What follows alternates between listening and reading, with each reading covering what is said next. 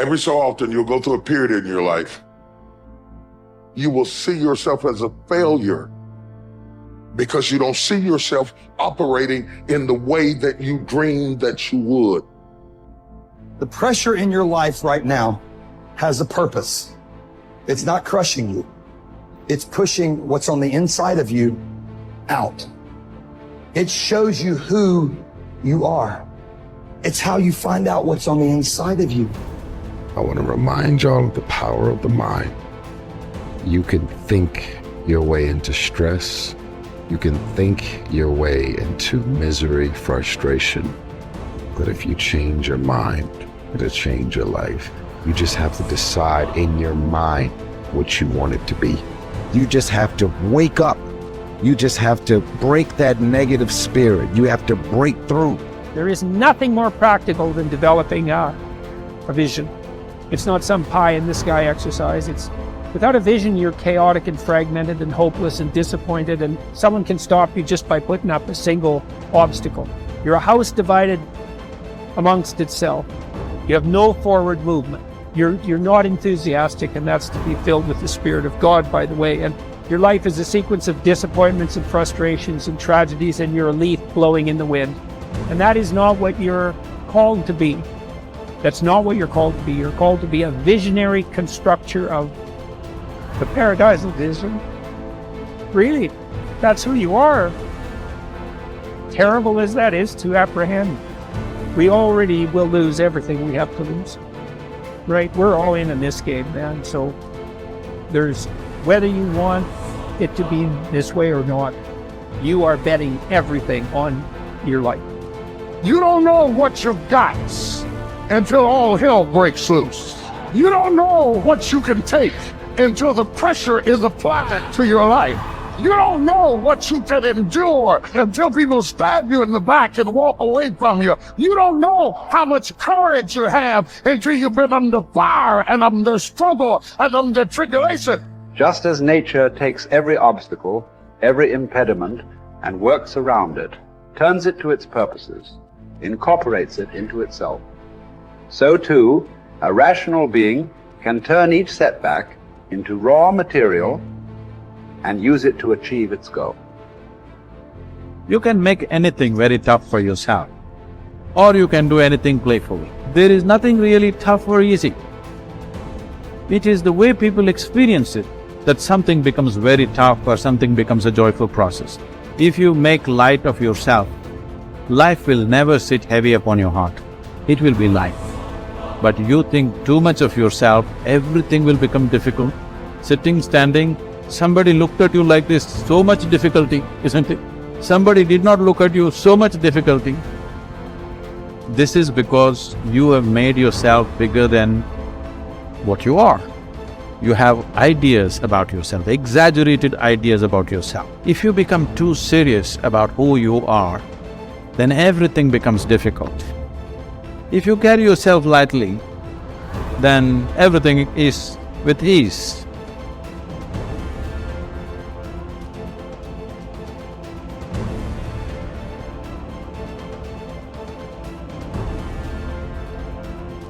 There's two great words of antiquity everybody should learn. Here they are, one's positive and one's negative. Here's the positive word from antiquity, behold. That's the positive word. Behold the possibilities, behold the opportunity, behold the future and give it design. Behold and look at the chances you've got. Behold, spring has come. Behold, the day has arrived. And the sun is shining and the shadows are fleeing away. Behold, the next person you can meet might be your friend for life. Behold, the next person might be a colleague forever. Behold, that's the positive word, behold. Now, here's the negative word. Beware. Beware of what you become in pursuit of what you want. Beware. All of our lives we have to deal with behold and beware.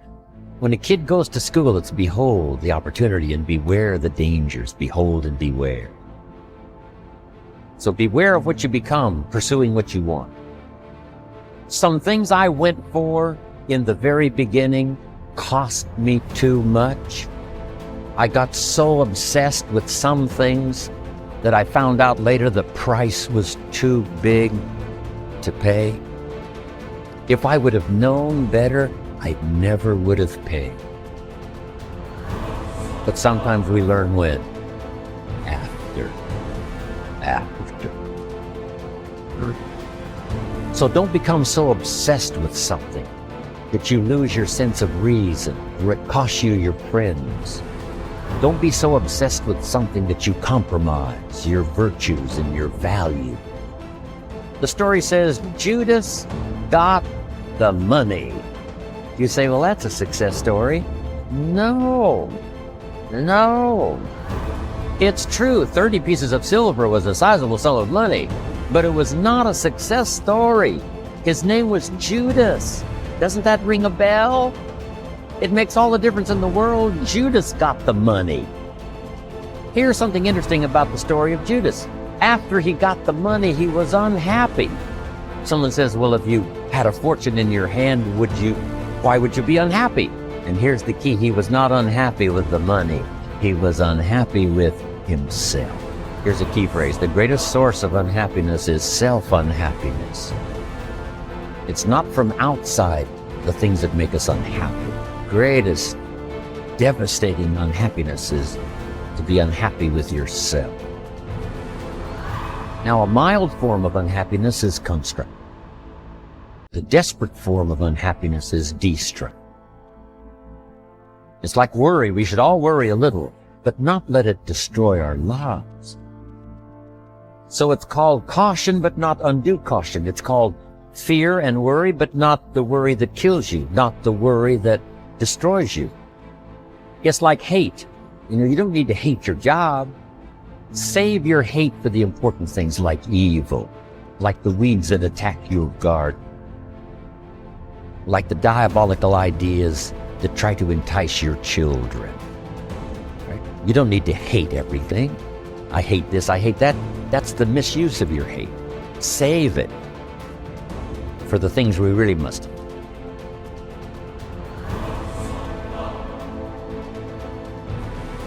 How long are you going to wait before you demand the best for yourself and in no instance bypass the discriminations of reason?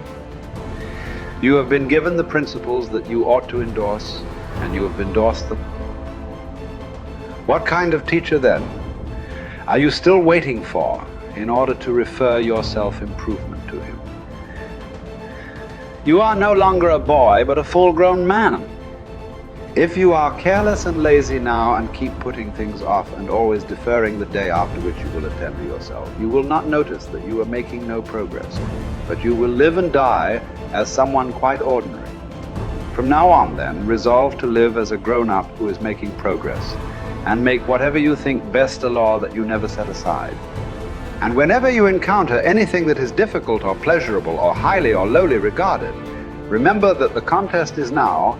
You are at the Olympic Games. You cannot wait any longer, and that your progress is wrecked or preserved by a single day in a single event. Success is both a journey and a destination, isn't it? It is both the steady, measured progress toward a goal and the achievement of a goal. Success is an accomplishment, whether it be great or small, and it's an understanding of the potential and power of an entire human life. Success is an awareness of value, and it's the cultivation of value through discipline. It can be tangible or intangible. Success is a process of turning away from something in order to turn toward something else. From no exercise to exercise, from candy to fruit, from not investing to investing. Success is responding to an invitation to change, to grow, to develop, to become, to move up to a better place with a better vantage point. But most of all, success is making your life what you want it to be, considering all the possibilities, considering all the examples. What do you want for your life? That is the big question. Remember, success is not a set of standards from our culture, but rather a collection of personal values, clearly defined and ultimately achieved.